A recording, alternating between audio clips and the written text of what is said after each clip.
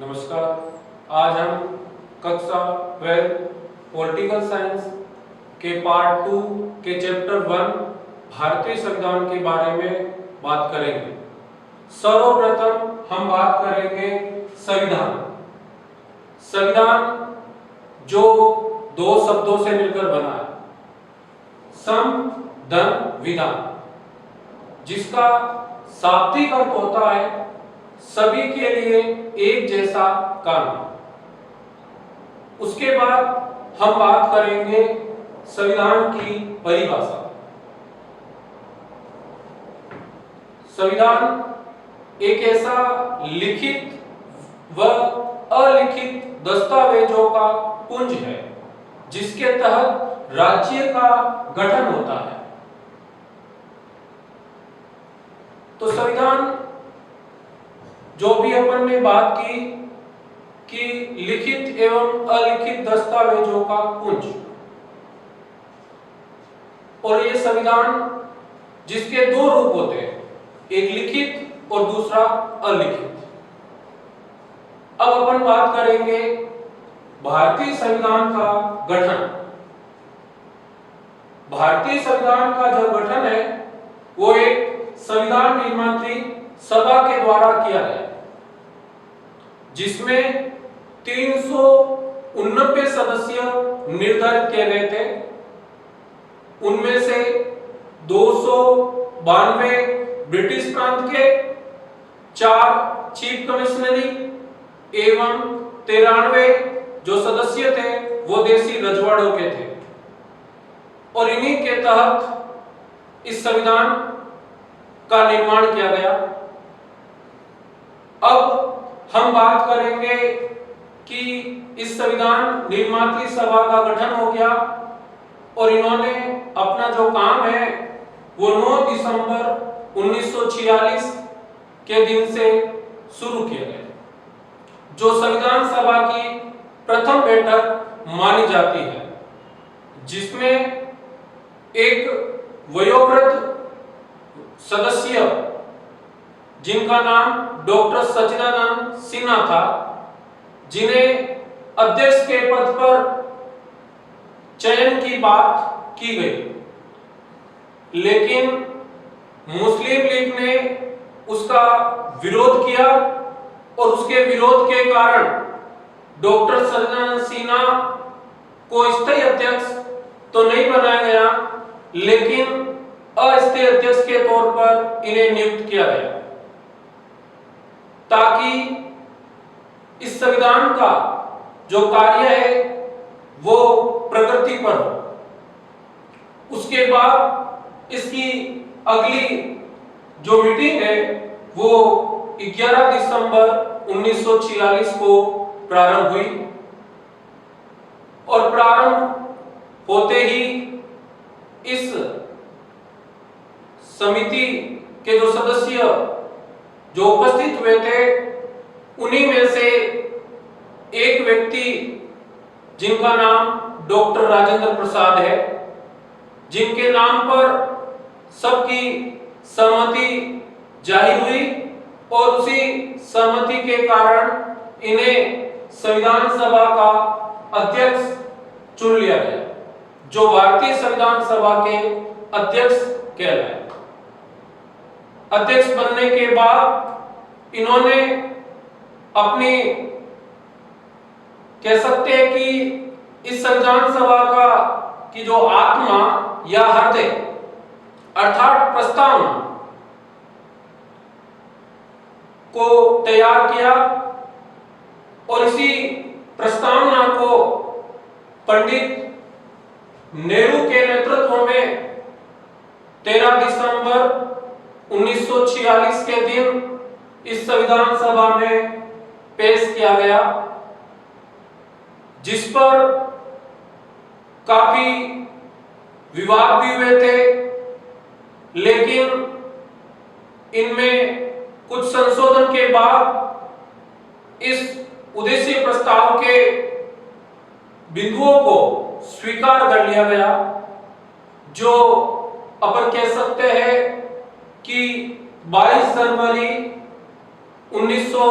1947 के दिन इस उद्देशिका प्रस्ताव को स्वीकृति मिल गई।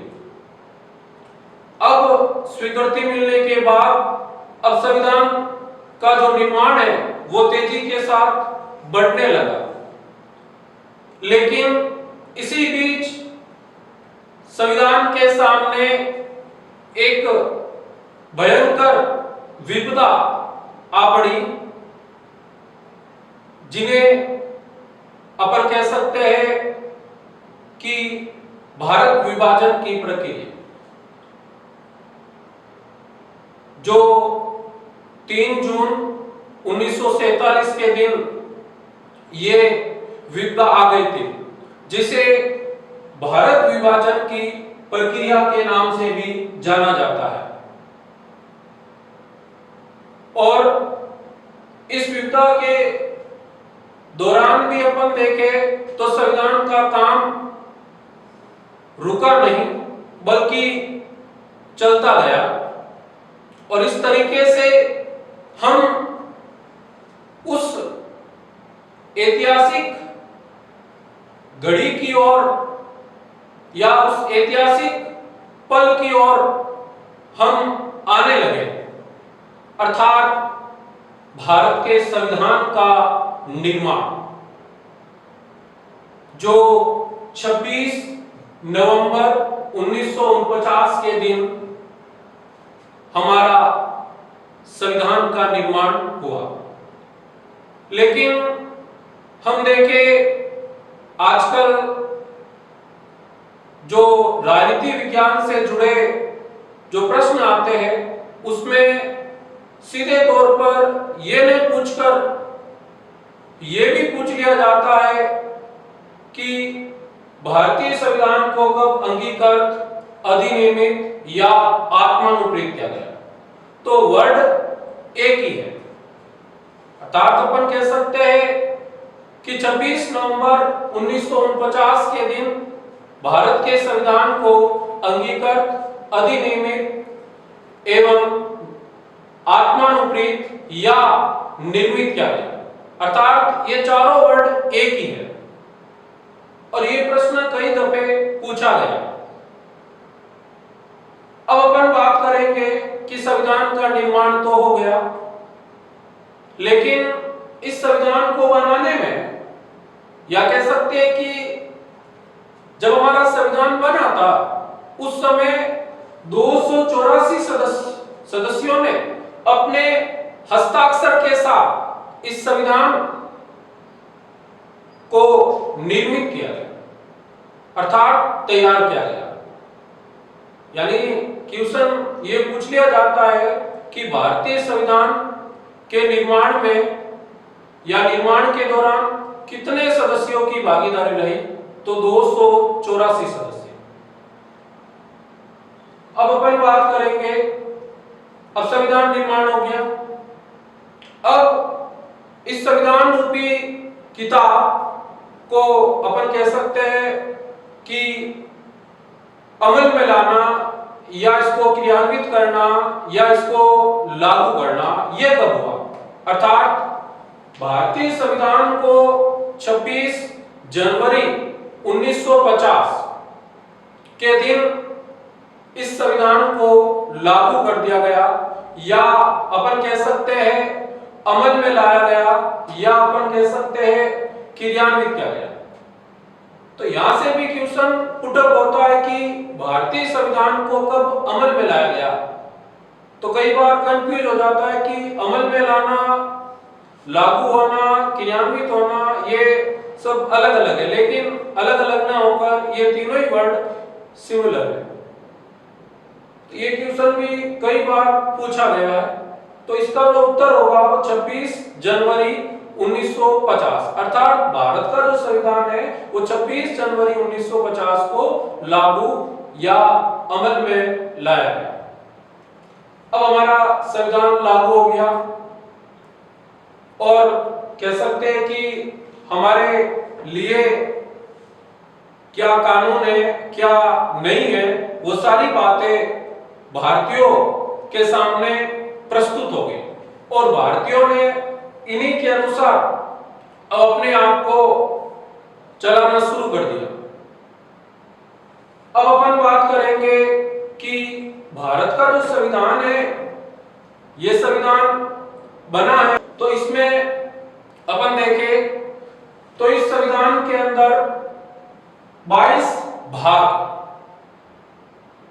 और 12 अनुसूचियां हैं, जबकि मूल संविधान में अपन देखें तो केवल 8 अनुसूचियां थी, लेकिन वर्तमान में 12 अनुसूचियां, अर्थात इसमें 4 अनुसूचियां और इसमें शामिल की गई और 3 इसमें सूचियां है, जिसमें नंबर 1 संघ सूची, जिसमें 97 विषय है। और ये क्वेश्चन कई दफे पूछा गया, ये जाता है कि भारतीय संविधान के संघ सूची में कितने विषय है, तो इसमें 97 विषय है, न कि 99 या 100 विषय, जबकि कई किताबों में 99 और 100 भी दिए गए, जबकि एक्चुअल जो उत्तर है वो है 97।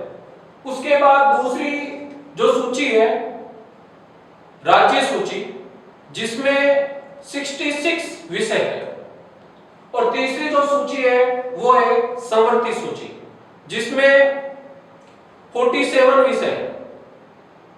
तो जो संघ सूची है, जिसके ऊपर कानून बनाने का जो हक है वो केंद्र सरकार को है, जबकि राज्य सूची के से जुड़े विषयों पर कानून बनाने का जो हक है वो राज्य सरकारों को है। और अवशिष्ट एक अन्य प्रकार की, इन तीनों से हटकर एक और सूची होती है, अवशिष्ट शक्ति या सूची कह सकते हैं अपन, जिस पर जो अपन देखें तो केंद्र के पास है, और एक समवर्ती सूची जो तीसरे नंबर की होती है, जिसके ऊपर कानून बनाने की जिम्मेदारी केंद्र और राज्य दोनों की होती है। लेकिन इस समवर्ती सूची के ऊपर जो कानून बनाने का जो पावर है वो सबसे ज्यादा केंद्र के हवाले है। अब अपन बात करेंगे कि भारत का जो संविधान है, ये संविधान दुनिया का एक सबसे अपन कह सकते हैं बड़ा संविधान है, क्योंकि इसमें 355 अनुच्छेद, 12 अनुसूचियां, 22 भाग है, जबकि अन्य देशों के संविधानों में इतने अनुच्छेद या इतनी अनुसूचियां या इतने भाग या अध्याय नहीं है। इस कारण अपन देखें तो भारत का संविधान दुनिया का सबसे बड़ा संविधान है।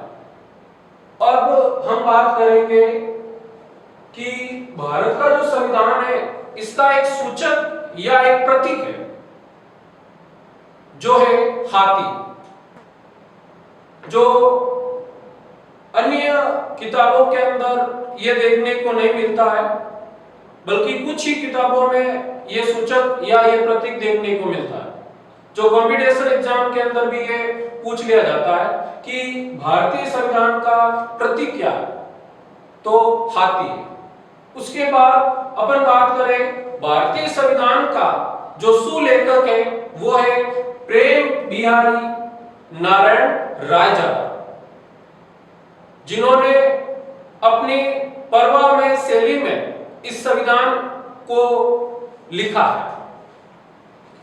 अब अपन बात करेंगे भारत का जो संविधान है, जिससे जुड़े अपन बात करें, और इसके बाद हम अगले जो टॉपिक है उसमें हम विशेषताओं के बारे में हम चर्चा करेंगे।